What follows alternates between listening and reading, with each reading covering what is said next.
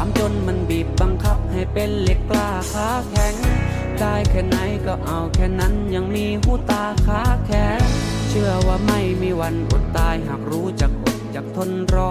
ความขยันไม่ฆ่าใครตายและกูจะทำให้ลูกดูบ้านเมืองก็เริ่มชิบหายอะไรอะไรก็แสนจะแพงแตกต่างกับค่าแรงมันถูกลงไปทุกที